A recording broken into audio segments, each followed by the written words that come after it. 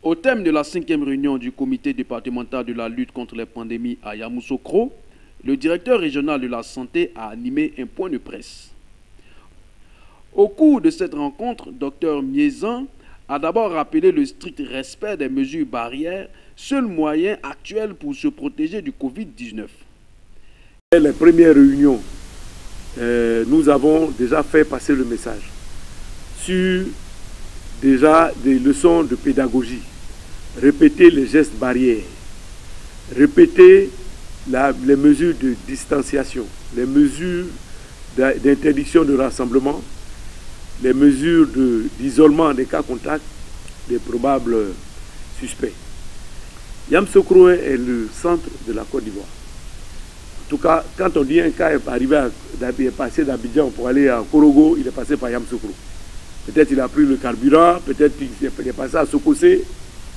Et donc c'est pour tout cela que nous insistons sur les mesures barrières. Il a indiqué par la suite que les locaux pour l'isolement des cas confirmés ou des cas contacts ont été identifiés au cas où la situation se présentait. Aujourd'hui, on a un site dédié, le SSU1, SAGE on dit maintenant, 1 de Yamoussoukro. Lui, il est le site d'isolement, si on a un cas.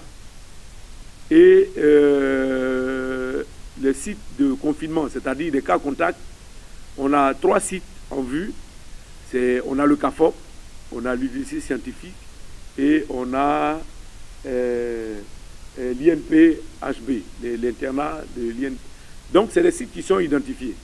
Et vous l'avez vu même que le ministre et le préfet l'a répété, on a eu des dons en riz, en huile. Tout ça c'est pour au cas où on aurait 1 ou 2 personnes pour pouvoir faire,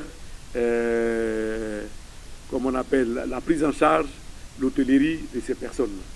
Et donc il y a un peu d'argent qui est dédié et on a prévu la lingerie, tout ça. Le docteur Begré à la liste du matériel pour, si on avait un cas, pour chose, comme on appelle ça, à prendre en charge. Il a aussi fait le point de la situation dans toute la région sanitaire. À Didier-Vie, on avait 2 alertes. À Thiébissou, on a eu 2 alertes aussi.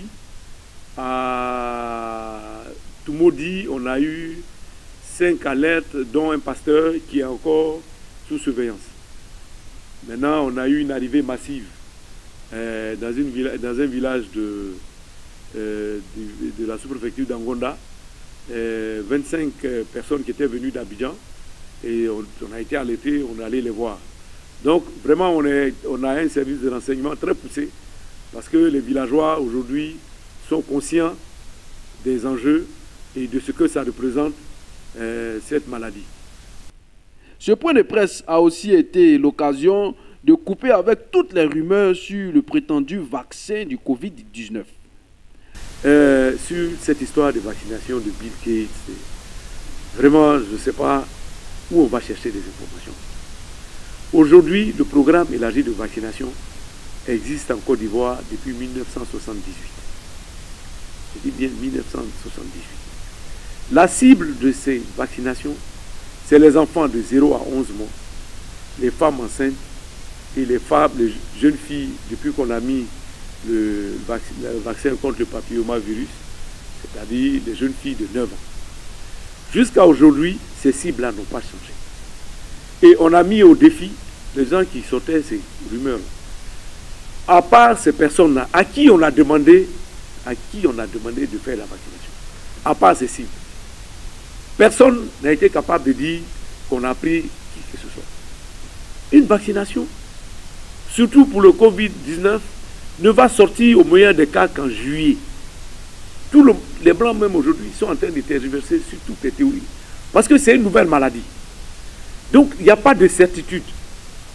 Et donc même la vaccination est dans ces incertitudes. Donc vraiment évitons de nous faire peur.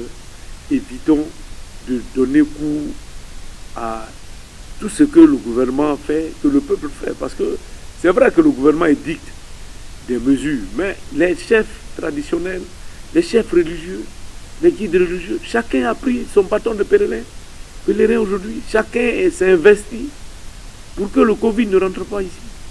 Quand une voie autorisée, comme le secrétaire général de l'ONU, Guterres dit qu'il y aura des millions de morts en Afrique, mais c'est comme un défi qui nous lance. Donc c'est ce défi-là qu'on doit pouvoir regarder. Il ne faut pas qu'on fasse interférer des rumeurs, des bruits qui sont même pas... On a parlé d'automédication. On parle d'hydroxychloroquine, même en France, même vous voyez que les débats commencent à se corser. Parce qu'au début, les gens disaient que c'était la panacée, mais aujourd'hui, les gens qui ont utilisé commencent à décrier ça. Le président Macron même est allé voir le professeur, mais quand il a fait son discours, il n'en a pas parlé.